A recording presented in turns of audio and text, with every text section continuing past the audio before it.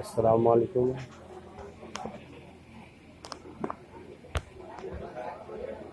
আমরা অনেকে বিয়ে শাদী করি না,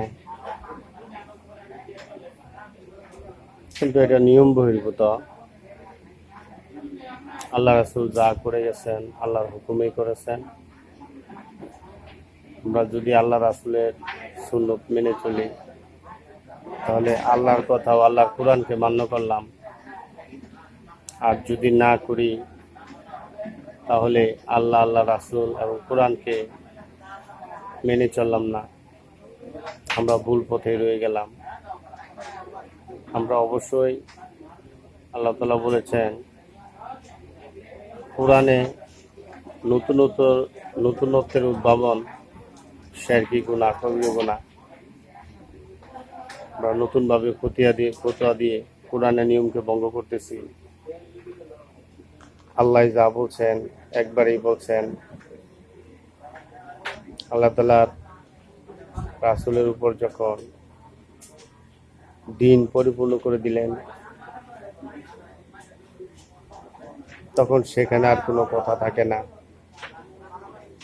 আল্লাহর চাওয়ার বিপরীতে কোনো কাজ আমাদের করা যাবে না, সেটা আমরা পালন করব।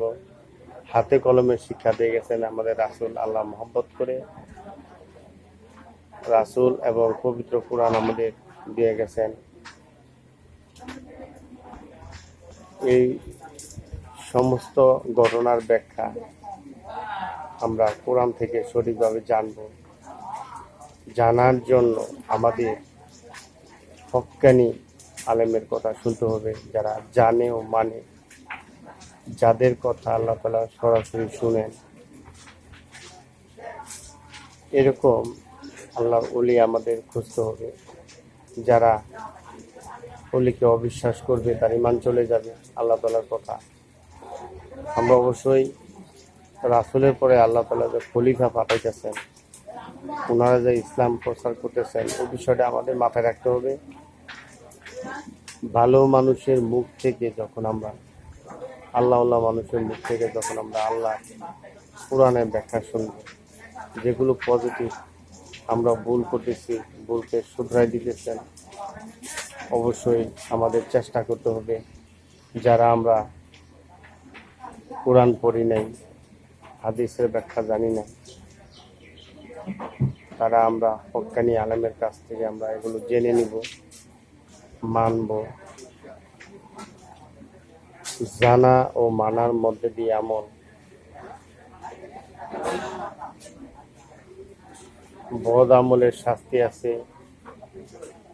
আর সঠিক আমলে পুরস্কার আছে। আল্লাহ তাআলা আমাদের কোনো কিছু অসাধ্যের বাইরে দেন নাই। আমরা যদি আল্লাহ তাআলার নিয়মকানুন মানতে চাই, আমাদের রাগ থাকা যাবে না। রাগ আমাদের ত্যাগ করতে হবে। রাগেই সব কিছু ধ্বংস করে দেয়। যে ব্যক্তি রাগকে দমন করতে পারে, সহ্য ধারণ করতে পারে, এই ব্যক্তি সব ভালো জ্ঞানী লোক, এবং সে তার দ্বারা আরো 10টা সমস্যার সমাধান হয়, এবং কোনো প্রয়োজন পড়লে তাকে আমরা ডাক দিই। ধৈর্য এবং দৃঢ় কথা বলার লোকগুলো জ্ঞানী ব্যক্তি। জ্ঞানী ব্যক্তির আমরা কদর করব, জ্ঞানী ব্যক্তিদের আমরা মেনে চলব। যদি কদর না করি, মেনে না চলি, তাহলে আমরা ভালো মন্দ জানতে পারবো না, মানতেও পারবো না। আমরা সঠিক পথে চলার জন্য অবশ্যই আল্লাহ তাআলা রাসূলের পথে চলার জন্য রাসূলের যে সঠিক সুন্নতগুলো আমরা কালেকশন করব। আমরা আলেমের যে কোরআনের ওজিফা আছে এগুলো মেনে চলব, তাহলে আল্লাহ তাআলা আমাদের বিপদ থেকে আসান দিবেন। আমরা সঠিক রাস্তা খুঁজে পাবো, নিজেদের ভুল বুঝতে পারবো যে আমরা আসলে কি ভুল করতেছি। কোরআনের বিপক্ষে কোনো কাজ করলে আমরা বিপদে পড়ে যাই। কোরআন আমরা শত শত বছর ধরে ঘরে ফেলে রাখছি, পড়ার লোক নাই। আমরা কোরআন পড়ি না, কোরআনের ব্যাখ্যা জানি না, আমাদের জানতে হবে, মানতেও হবে। আমরা অবশ্যই